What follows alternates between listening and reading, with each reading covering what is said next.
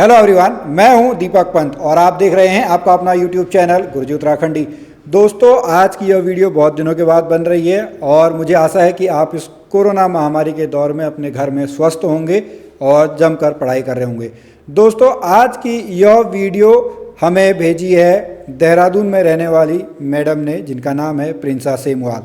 Madam वहाँ पर coaching centre में पढ़ाती हैं और मैडम आज आपको यहाँ पर वन दरोगा का जो सिलेबस है उसमें जो जीव विज्ञान वाला पार्ट है, जो कक्षा 9th वाला पार्ट है, उसको पढ़ाएंगी और आगे भी मैडम आपको इस चैनल पर पढ़ाती रहेंगी। तो दोस्तों, आप इस वीडियो को देखिए और इन्जॉय कीजिए, समझने की कोशिश कीजिए, क्योंकि इस साल सरकारी नौकरी तो हमने लेके ही रहनी है। तो चलिए आप पढ़िए।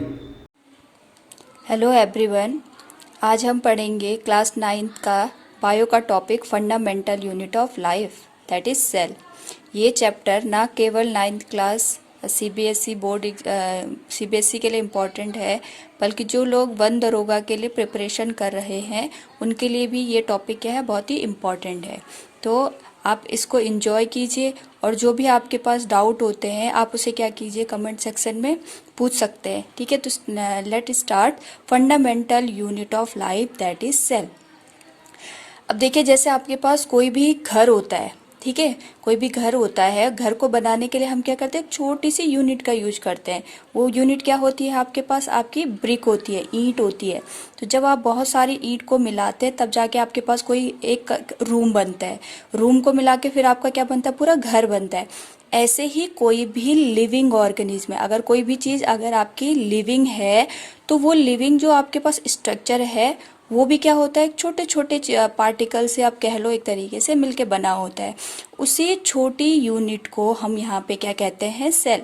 यही मैंने लिखा है, cell is the basic structure of life. यानी आप किसी भी लिविंग ऑर्गेनिज्म को देखते हो तो अगर हम उसके छोटे छोटे पार्टिकल कर दें और जो सबसे छोटा उसका पार्ट बनता है, जो कि आपके पास लाइफ के लिए इसेंशियल होता है, यानी लाइफ उसी छोटे पार्ट से क्या होती है, आपकी स्टार्ट होती है। उसी छोटे से बेसिक स्ट्रक्चर को हम क्या कहते हैं, यहाँ पे सेल कहते हैं। ठीक है, अब सबसे पहले यहाँ पे आपको जानना है what is the meaning of cell. ये सेल का मीनिंग क्या होता है, इसका मीनिंग होता है लिटिल रूम, यानी छोटा सा घर। ठीक है, who came with this idea, ये आइडिया किसके माइंड में आया था कि इसको हम सेल बोलेंगे, या फिर आपके पास जो लिविंग जो स्ट्रक्चर होता है उसकी सबसे छोटी यूनिट आपकी क्या होती है, सेल होती है। तो सबसे पहले 1665 में आपके रॉबर्ट हुक हुए थे। ठीक है, उन्होंने क्या किया, जो आपकी पेड़ होता है, ट्री होता है, उससे उन्होंने क्या किया था, उससे बार्क लिया था, यानी उसका जो पेड़ का जो छिलका होता है उसको उन्होंने लिया था और उन्होंने क्या किया, एक सिंपल माइक्रोस्कोप में उसको स्टडी करा। तो उन्होंने क्या देखा, वहाँ पे आपके पास क्या होता है, जैसे आपने बी हाइव देखा होगा, यानी मधुमक्खी का छत्ता देखा होगा, उसमें इस तरीके के स्ट्रक्चर नज़र आए थे। इसी स्ट्रक्चर को देखते हुए, देखिए छोटे छोटे आपको कैसे दिख रहे हैं, घर के स्ट्रक्चर के दिख रहे हैं।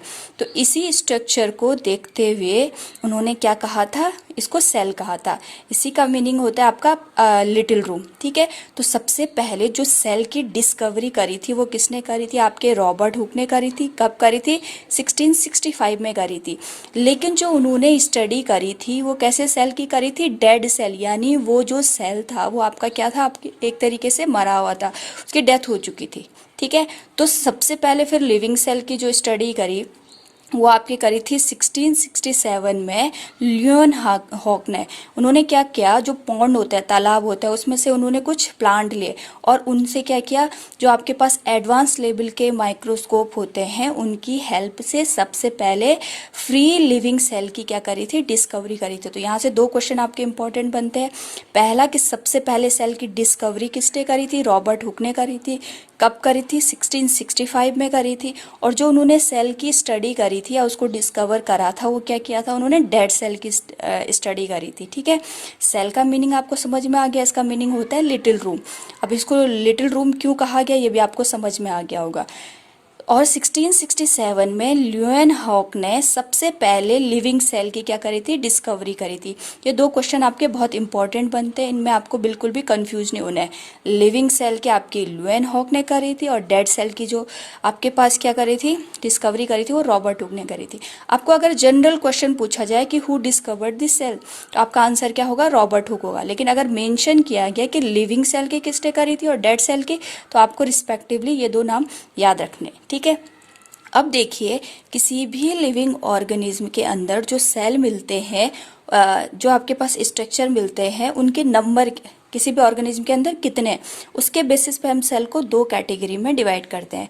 Type of cell on the basis of number present in organism, यानी अगर कोई ऑर्गेनिज्म है उसके अंदर कितनी सेल मिलती हैं, इसके बेसिस पे अगर हम इसको ऑर्गेनिज्म को क्लासिफाई कर दें, तो आपके पास दो टाइप की सेल होती हैं। एक होती है यूनिसेलुलर और दूसरे होते हैं आपके पास मल्टी सेलुलर। अब देखिए, बायो में अगर आपको कुछ भी पढ़ना हो, आप उस वर्ड को क्या कर दीजिए, ब्रेक कर दीजिए, आपको उसका मीनिंग समझ में आ जाएगा। देखिए, जैसे मैंने लिखा है यूनिसेलुलर, यूनि का मतलब होता है सिंगल, सेलुलर का मतलब होता है सेल स्ट्रक्चर। तो जिन भी ऑर्गेनिज्म में सिंगल सेल प्रेजेंट होते हैं उन्हें हम कहते हैं यूनिसेलुलर।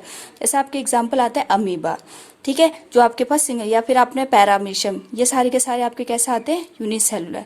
दूसरा आपके पास आता है यहाँ पे मल्टी सेलुलर।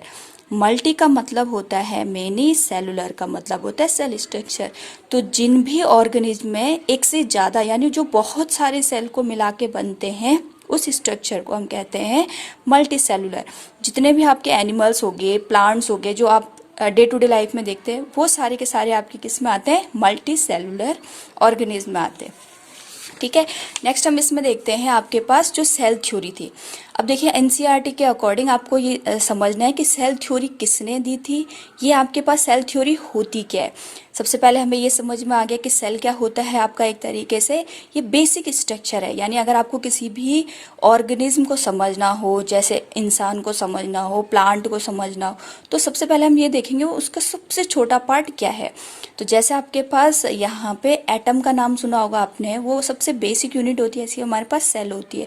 तो जो सेल की थ्योरी दी थी, ये आपकी कहती क्या है, ये बहुत इंपॉर्टेंट पॉइंट है आपका।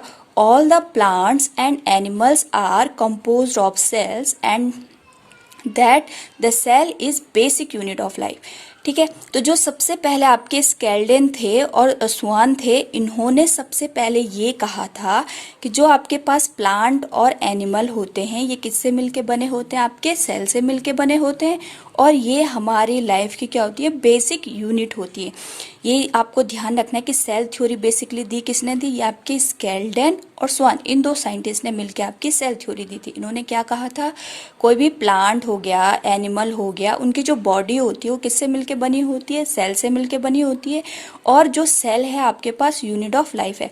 आपका क्वेश्चन कुछ भी तरीके से पूछा जा सकता है कि सेल थ्योरी क्या होती है या सेल थ्योरी किसने आपके पास दी थी। तो ये दो साइंटिस्ट याद रखने, स्केल्डेन एंड स्वान, ठीक है।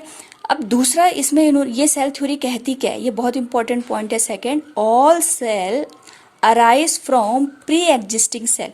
कहने का मतलब क्या है, जैसे आपके पास ये सेल हो गया, ठीक है, और ये आपके पास कोई बॉडी हो गई, इस बॉडी के अंदर आपके पास 3 सेल है। तो अगर आपके पास मैं ये कहूँ कि सपोज दैट इसके अंदर स्टार्टिंग में केवल आपके पास फर्स्ट सेल था, ये सेकंड सेल जो बना होगा ये किससे बना होगा, आपके फर्स्ट वाले सेल से। ये थर्ड जो सेल बना होगा वो किससे मिलके बना होगा, आपके पास सेकंड वाले से। इसको आप ह्यूमन बींग्स में भी देख सकते हैं। जैसे आपके पास स्टार्टिंग में जो बेबी होता है, उसकी बॉडी में जो नंबर ऑफ सेल्स होती है वो क्या होती है, बहुत ही कम होती है, ठीक है। जैसे आपका ह्यूमन फीटस होता है, उसमें जो नंबर ऑफ सेल्स होंगी वो क्या होती है, कम होती है। फिर वो डिवाइड होती है, एक सेल से 2 बनती है, 2 से 4, 4 से 8, इस तरीके से आपके पास क्या होता है, नंबर ऑफ सेल्स आपकी इंक्रीज होती है। तो जो सेकंड पॉइंट यहाँ पे ये कह रहा है, all cells arise from pre existing cell.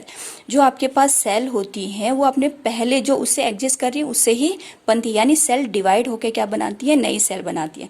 2 point आपको ध्यान रखने हैं सेल थ्योरी में। पहला ये कि जो प्लांट और एनिमल होते हैं वो आपके किससे मिलके बने होते हैं, सेल से मिलके बने होते हैं। सेल हमारी बेसिक यूनिट ऑफ लाइफ है। सेकंड पॉइंट ये ध्यान रखना है, कोई भी सेल होता है वो अपने प्री एग्जिस्टिंग प्री एग्जिस्टिंग यानी उससे पहले जो सेल आपका एग्जिस्ट कर रहा है उसी से उसका क्या होता है, फॉर्मेशन होता है, ठीक है। और ये थ्योरी दी थी आपके स्केल्डन और स्वान ने। लेकिन इसमें एक एक्सेप्शन भी है, ये एक्सेप्शन आपको ध्यान रखना है। ये एक्सेप्शन आपका आता है वायरसेस। जितने भी वायरस होते हैं वो आपकी सेल थ्योरी के अंदर नहीं आते हैं, ठीक है। ये आपको ध्यान रखना है, ये इसका एक्सेप्शन हो गया। अगर आपसे क्वेश्चन पूछा गया name the organism which does not follow the cell theory, तो आपको क्या ध्यान रखना है वहाँ पे कि वायरसेस इसके अंदर नहीं आते हैं, ठीक है। अब देखिए यहाँ पे मैंने क्या किया है कि जो भी आपके पास लिविंग ऑर्गेनिज्म होता है उनको क्लासिफाई करा है, ठीक है।